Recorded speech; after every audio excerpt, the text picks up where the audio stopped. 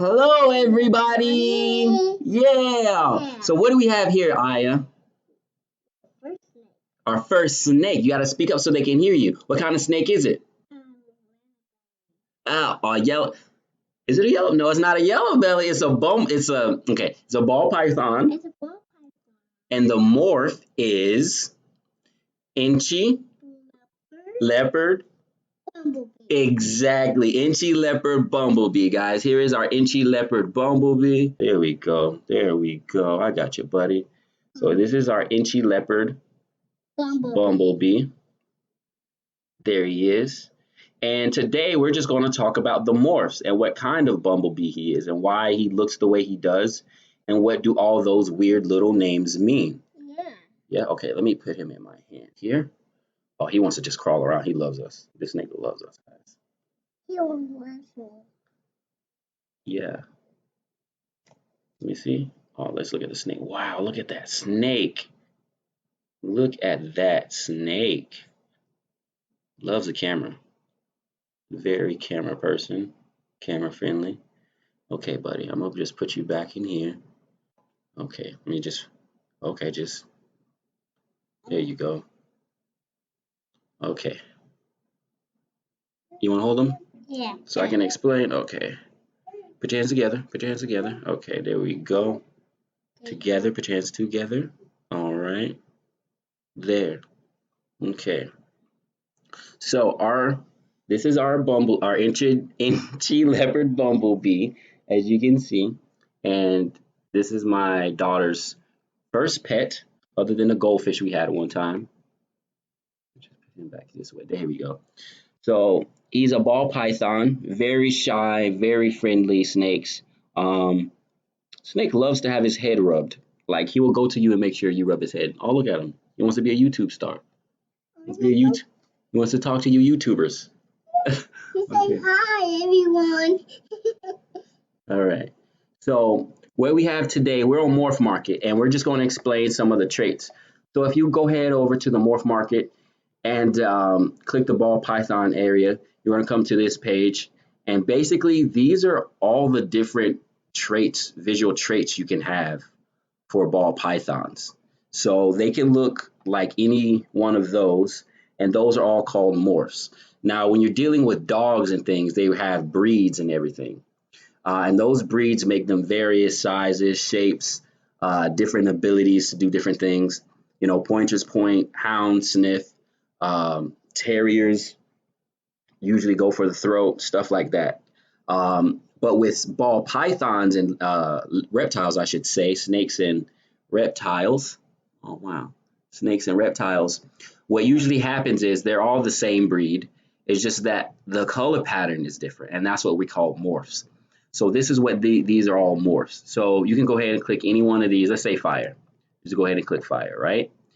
Fires are going to have a specific look based on because of their morph, right? So if you really want to see what the morphs look like, you can just go ahead and click most expensive, and it's going to take you to the most expensive version of the morphs, which is the most high contrast version, or the version with the most expression. So let me hold him here. Let me hold him here. Okay. Probably gonna have to put him down for this video. There we go. Let's show you one last time because it's also feeding day. Look at that guy. Him. You can feed him? Yeah. Mommy, can you come get the snake for us? Yeah, I can feed him very closely. Very closely? No. Okay, guys, we are back. We are back. We are back. Okay, we are back. Okay, so let's minimize this. And let's go. So let's go ahead and click a different one because fire one basically just kind of makes it all light. So let's just go back to the ball pythons page for a second and click something that's a little bit more obvious for you guys to see. Let's say, because it's really gonna help you guys out. Let's just go ahead and I know some. Let's type in banana. Everybody has seen a banana ball python before.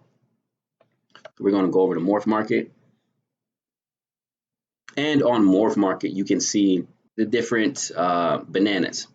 So right here, here's a banana Enchi, and what the Enchi actually does is just basically just breaks up the pattern. So I'm just kind of showing you this various random, so you guys can understand that they all don't look alike. It's the same species, and you can mix any of these together with different combinations to go ahead and get a beautiful snake. And the more interesting the snake looks, the more intensity it is, the pattern, the colors, all that really determines the price. Like this paradox here, right? The paradox morph is just a random genetic abnormality, like these patches here. That's the paradox. And based on the look of the morph is going to determine the price of it as well. So with that being said, that's basically the introduction to ball python morphs. So if we go here to the Enchi, um, you start seeing the Enchi. So what the Enchi does, it breaks up the patterns in the ball python. So when you add an Enchi to anything, so let's look at this. Let's go Enchi normal, right? These are all Enchis. And as you can see, the patterns aren't super all over the place. It's almost like very clean, very smooth. And these are Enchis. And that's the first part of our morph. So if I go ahead and type Enchi, Bumblebee. Well, first we got to tell them what a bumblebee is. So if we tell them what a bumblebee is, we go here, we type in bumblebee. I already got that in there for you guys. Actually, here's the bumblebee. So if a bumblebee is actually two morphs, right? It's two morphs. It is a pastel and a spider put together. So one parent had spider and one parent had pastel. When you get a pastel and a spider, you mix those two together, the babies become bumblebees. And these are bumblebees, guys. The bumblebee is going to have that yellowish, if you can see here, bumblebee. So it's just the spider. And if you're wondering, what is a spider ball python?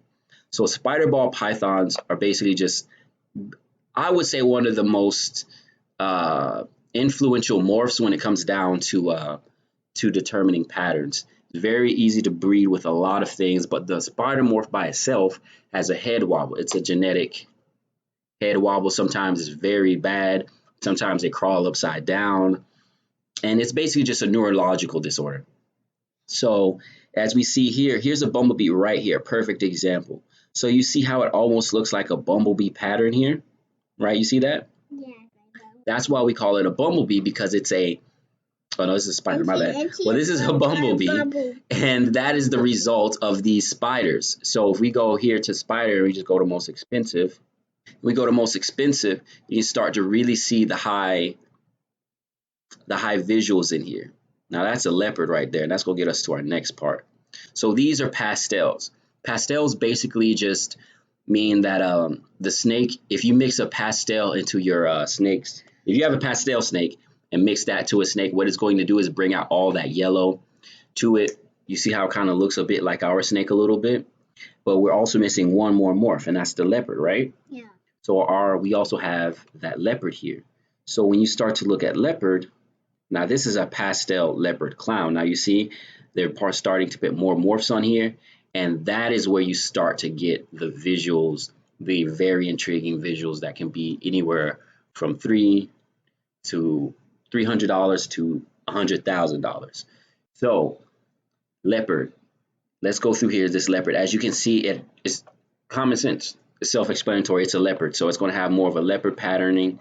And if we go over here to the most expensive, you can see those with the highest expression of that leopard.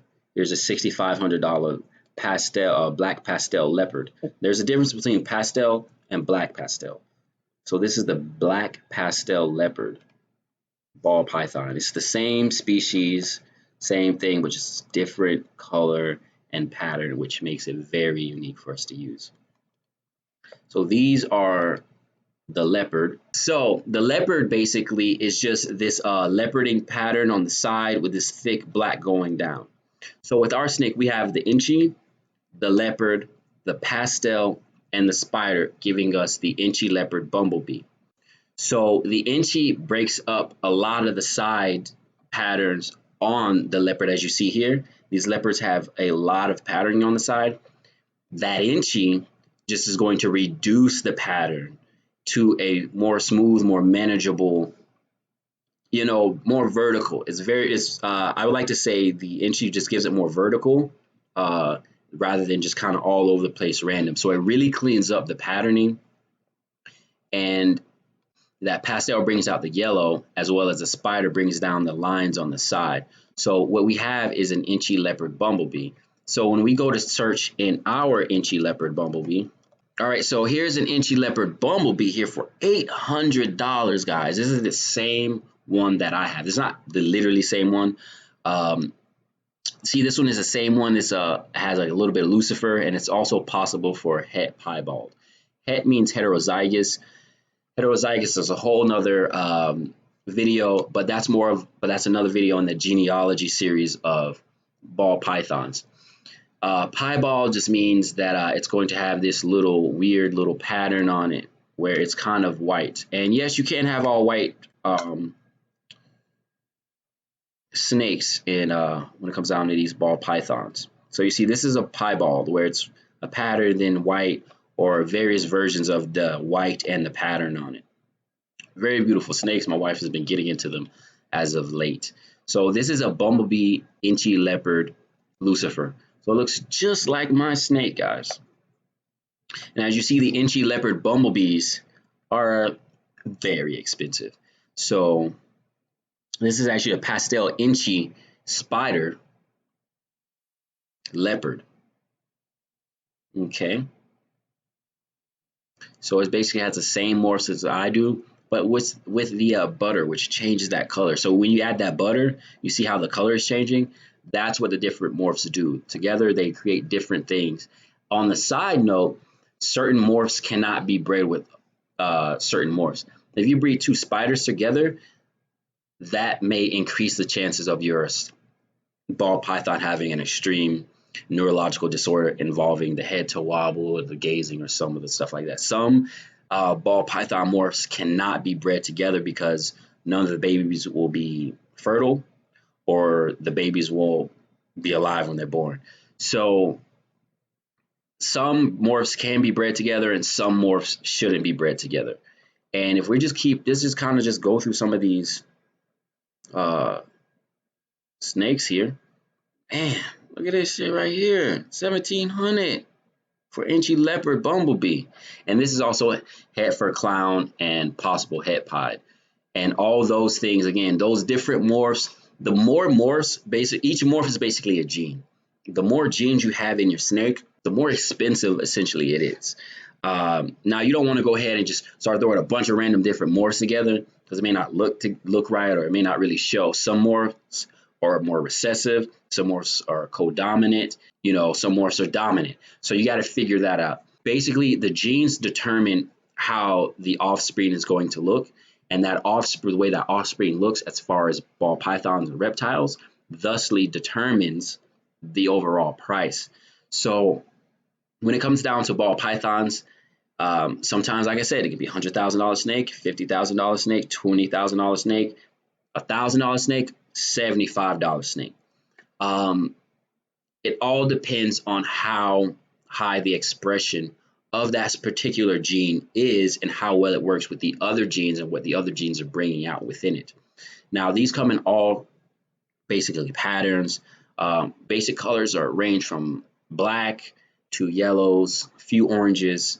There's not too many reds. There's not really greens, but I believe in the future, over the next couple of years, we're going to start to see green ball pythons, just because people are going to start looking at certain morphs like the highways and other morphs that have that little green to it, and start to figure out how do we get that green to come out in the snake. And once that does happen, I'm telling you, you're going to start seeing $100,000 green ball pythons. And when that comes out, that's going to also, prices of other snakes are going to change. Anything with those morphs in it are also going to go up. And this is just a basic beginner entry guide to ball python morphs and how they work and the value that they bring. Like, comment, subscribe. Yeah. All right, guys. Thank you for joining us. Make sure you go ahead and follow her page. She's going to have tons of more ball python videos. We're going to be adding a new ball python within the next few months, and it's going to be great. So make sure you subscribe. Make sure you subscribe. You say subscribe Subscribe. right now. Right now. Thank you guys. Bye. Bye. See you later. See you later.